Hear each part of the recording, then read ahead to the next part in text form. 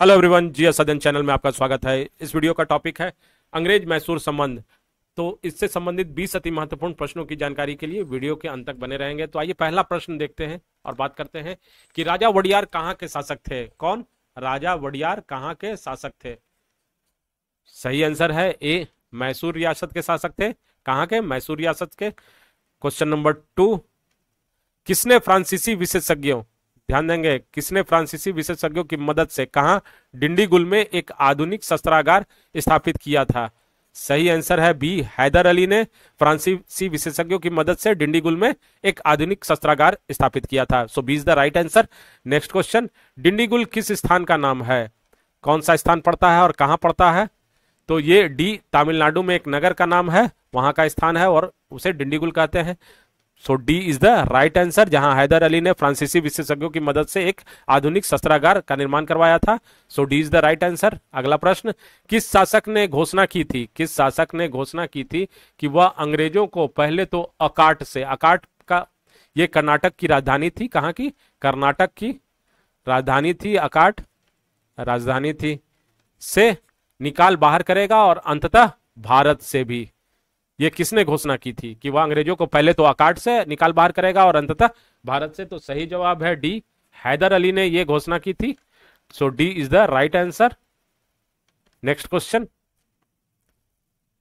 हैदर अली की मृत्यु किस युद्ध के दौरान हुई थी? ध्यान देंगे, हैदर अली की मृत्यु बी, द्वितीय आंग्ला मैसूर युद्ध के दौरान हुई थी। So B is the right answer.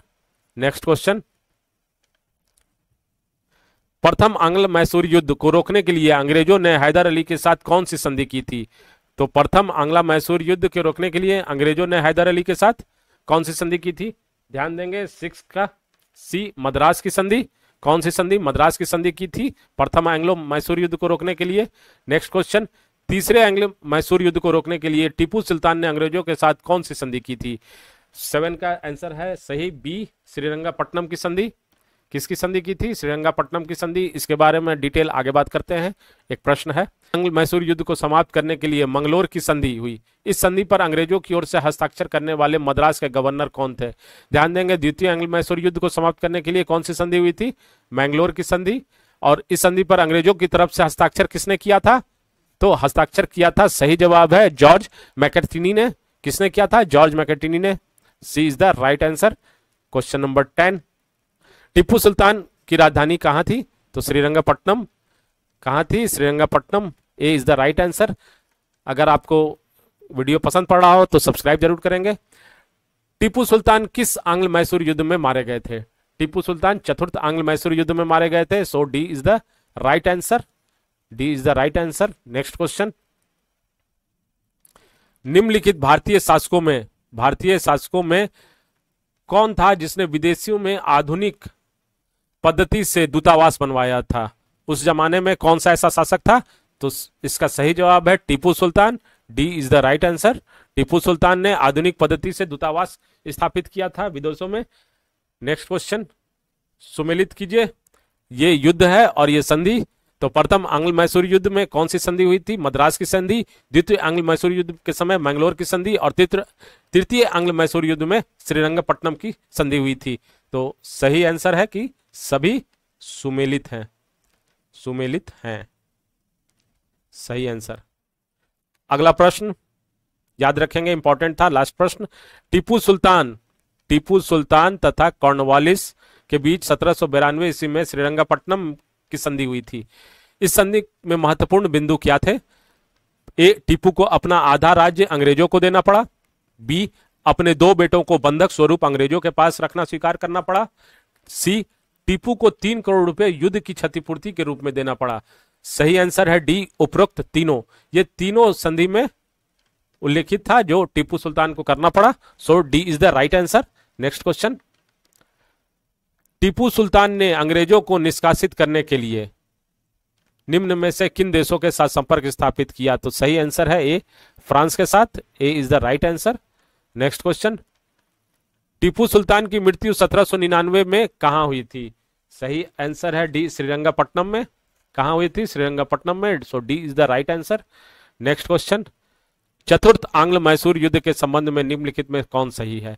Wadiyar वंश के एक बालक कृष्णराज द्वितीय को राजगद्दी पर बिठाकर मैसूर राज्य पर सहायक संधि लाद दी गई।